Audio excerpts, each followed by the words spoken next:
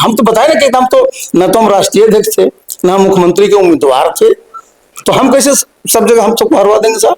कि अगर मेरे सामने वो बात रहती, मैं उस दल में अगर रहता, मैं बहुत स्पष्ट बोल रहा हूँ, और वो अपनी अगर जिज्ञासा इस प्रकार का प्रकट करते, तो मैं तो साफ बोलता कि देखिए, आपकी जो भावना है उसका हम लोग कदर करते हैं, और आपकी भावना को सम्मान हम लोग 2030 में करेंगे, क्योंकि राज्यसभा का चुनाव हर एक 2 वर्षों में होता है। तो 26 में हो रहा है, 28 में होगा और 30 में होगा, और अपना जो विधानसभा का कार्यकाल जो है 25 से 30 है, और इस विधानसभा में जो चुनाव लड़ा गया है, एनडीए ने आपके नाम पर चुनाव लड़ा है, और उसी पर जो है 202 का मैंडेट मिला है, और आप सरकार चला रहे हैं। तो भाई, अगर आपके राज्यसभा जाने की इच्छा है, तो 2030 के जो लोक राज्यसभा का चुनाव होगा, उसमें हम लोग आपको भेज देंगे, जिससे आपकी भी इच्छा की पूर्ति हो गई, और बिहार की जनता ने जो मैंडेट दिया उसका भी सम्मान रह गया। भाई, आप जरा समझिए, अभी 3-4 महीना पहले पूरे एनडीए के लोग चुनाव में लगे हुए थे। क्या था कि मोदी जी की और नीतीश जी की जोड़ी हिट है भाई, और हिट हुआ भाई, 202 सीट आ गई। अब ये 3 महीना में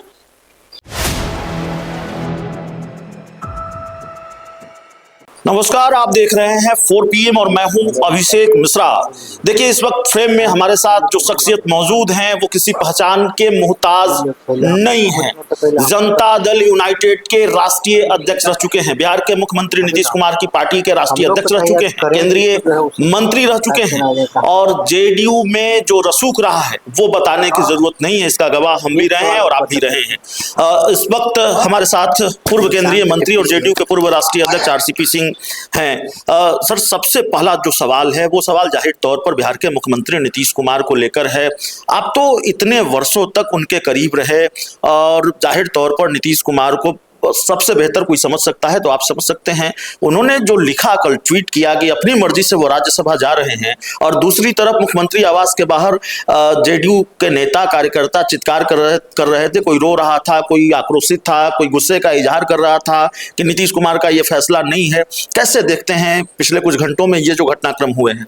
देखिए, आपने जिस ट्वीट की चर्चा की है, मैंने उस ट्वीट को देखा है, और चूंकि मुख्यमंत्री जी के उसके यहाँ से ट्वीट है, तो उस ट्वीट पर मैं कंटेंट पर मैं बहुत ज्यादा नहीं बोलूंगा, लेकिन इतना मैं जरूर कहूंगा कि उसको पेश इसलिए किया जा रहा है कि उसमें बताया जा रहा है कि उनकी दिली इच्छा थी कि भाई विधानमंडल के दोनों सदनों में और संसद के दोनों सदनों में मैं प्रतिनिधित्व कर सकूं।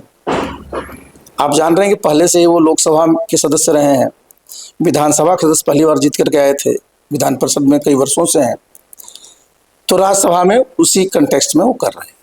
तो मैं एक हाइपोथेटिकल बोल रहा हूँ कि अगर मेरे सामने वो बात रहती, मैं उस दल में अगर रहता, मैं बहुत स्पष्ट बोल रहा हूँ, और वो अपनी अगर जिज्ञासा इस प्रकार का प्रकट करते, तो मैं तो साफ बोलता कि देखिए, आपकी जो भावना है उसका हम लोग कदर करते हैं, और आपकी भावना को सम्मान हम लोग 2030 में करेंगे, क्योंकि राज्यसभा का चुनाव हर एक 2 वर्षों में होता है।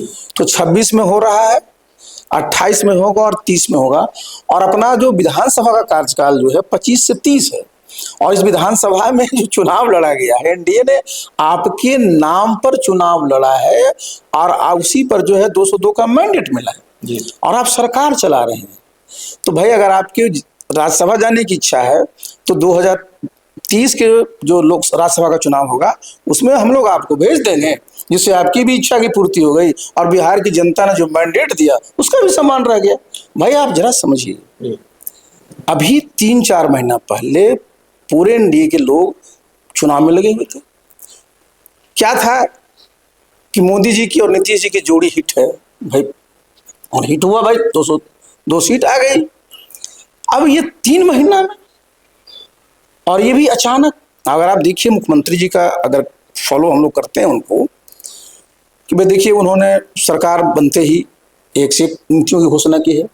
आप शहरों में देख लीजिए, सब जगह क्या है कि भाई यहाँ पर उद्योग धंधे लगेंगे, उद्योग का हब बनाया जाएगा, सब सेक्टर में काम किया जाएगा। साथ ही साथ उनका जो एक स्टाइल काम करने का रहा है, भ्रमण का, दौरे कार्यक्रम लग गया, जिलों में उनका भ्रमण कार्यक्रम चल रहा है। विधानसभा में उन्होंने हिस्सा लिया, फिर उसके बाद फिर कार्यक्रम लगा हुआ था।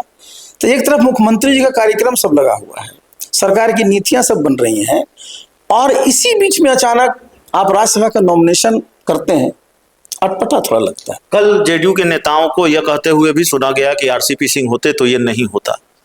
ये तो मैं बिल्कुल कर रहा हूँ, नहीं होता है। क्यों नहीं होता मैं बताता हूँ। क्या मेरा अगर मैं अब हाइपोथेटिकल क्वेश्चन है, मैंने बताया नहीं कि अगर वो अपनी इच्छा व्यक्त करते तो मैं उनसे कहता कि क्यों, बिहार की जनता ने आपको मैंडेट दिया, उसको पहले सम्मान करना है ना। आपकी इच्छा है, उसकी इच्छा की पूर्ति की जाएगी, लेकिन वेट करिए 2030 तक। तो नीतीश कुमार की मर्जी शामिल है इस फैसले में या फिर ये पूरी तरह से भारतीय जनता पार्टी का खेल है? नहीं, भारतीय जनता पार्टी का बिल्कुल खेल नहीं है।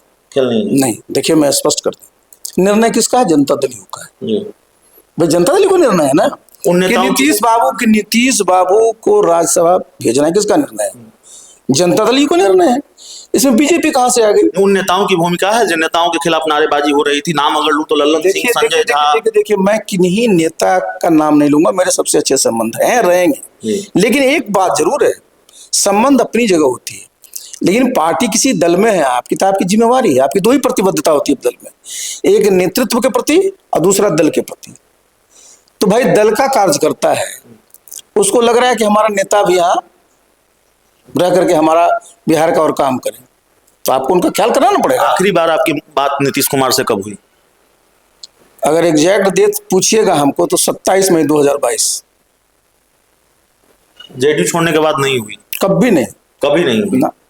अब कई बार मैंने टाइम मांगा है, ऐसा नहीं है, पता कर लीजिएगा मालूम, मैंने कई बार मांगा है, न मेरी कभी मुझे टाइम मिला मिलने का, न कभी फोन पर बात हो चुकी। जब अभी ये सवाल चल रहा था कि आपकी घर वापसी होगी, जनता दल यूनाइटेड में आप जेडीयू में फिर से शामिल होंगे, तो ये सवाल जेडीयू के पूर्व राष्ट्रीय अध्यक्ष और मौजूदा वक्त में केंद्रीय मंत्री ललन सिंह से पूछा जाता है। उन्होंने एक आरोप आप पर लगाया, ये आपको लेकर ये कहा कि पार्टी को जिन्होंने गर्त में पहुंचा दिया उनकी जरूरत जनता दल यूनाइटेड को नहीं है। पार्टी को गर्त में आपने पहुंचा दिया, जनता दल यूनाइटेड को पहुंचाया था आपने। देखिए भाई, मैंने बताया ना कि ललन जी मेरे मित्र हैं, लेकिन वो उन्होंने जो फैक्ट दिए थे, क्योंकि हमने छेड़ा तो हो जाना चाहिए, उन्होंने कहा 73 से 43 पर 42 पर। एक तो फैक्चुअली इनकरेक्ट है, 73 नहीं था, 71 था 2015 में, और वो 42 नहीं था, 43 था, दूसरा है ये। और अभी कहा कि 85 हो गया। आप जरा देखिए उस समय 2020 की मैं बात बोल रहा हूँ, उसमें आदरणीय चिराग पासवान जी की पार्टी चुनाव लड़ रही थी, फर्स्ट फेज का निकाल लीजिए, पूरा का पूरा इधर 10% वोट उनको मिला है। उपेंद्र कुशवाहा जी की पार्टी इलेक्शन लड़ रही थी, नीतीश बाबू का बयान उसमें का निकाल लीजिए फिर चुनाव के बाद का, उनका बयान एक बार नहीं कई बार मिलेंगे आपको, जिन्होंने कहा कि चिराग जी की कैंडिडेट लड़ गए किन सीटों पर जहां जेडीयू लड़ रही थी, बीजेपी की सीट पर नहीं लड़ा, तो हमारा कम से कम 30 से 35 सीट का नुकसान हुआ। उपेंद्र कुशवाहा जी का भी उसी तरह जो अलायंस था वो लड़ा, उन्होंने कहा कि 15 से 20 सीट उसका हुआ, तो आप उनके सबसे निम्नतम पर जाइए, 30 उधर हुआ, 15 45 को 43 से जोड़ दिए कितना होगा? 88।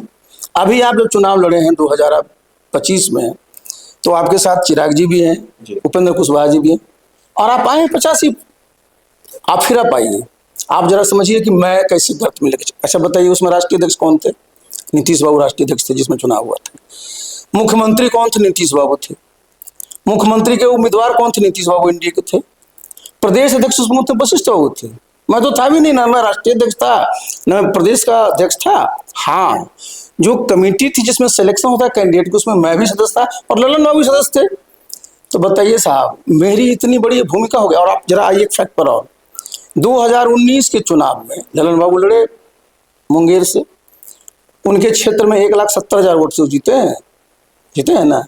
2020 का विधानसभा का चुनाव हुआ, उनका 6 विधानसभा है, 3 पर बीजेपी जीत गए, तीनों जेडीयू हार गई, तो उनके क्षेत्र में हम हारवा दिए।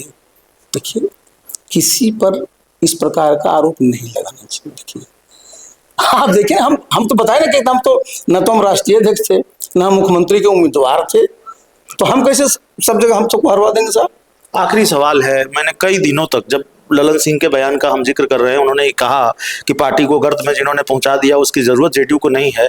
इसके बावजूद कई दिनों तक जनता दल यूनाइटेड के दफ्तर के बाहर यह पोस्टर लगा रहा कि जोड़ी चाचा भतीजा की हिट हुई। एक तरफ आपकी तस्वीर, एक तरफ निशांत कुमार की तस्वीर। कैसी केमिस्ट्री है आपकी निशांत कुमार से? देखिए, संबंध जो होते हैं ना, बहुत सारे बहुत व्यक्तिगत संबंध होते हैं, तो हमारा बहुत व्यक्तिगत संबंध रहा है और आज का संबंध नहीं है। और इसके बारे में और क्या कहूँ, मैं बार बार बोलता हूँ कि भाई निशांत एक नेक इंसान है, पढ़ा लिखा इंसान है। हमने कहा ना भाई कि चाहे नीतीश बाबू हो, चाहे निशांत हो, चाहे मैं हूँ, सब हम लोग सब साइंस कॉलेज के पढ़े हुए, तो ऐसा तो है नहीं कि कोई हम लोग।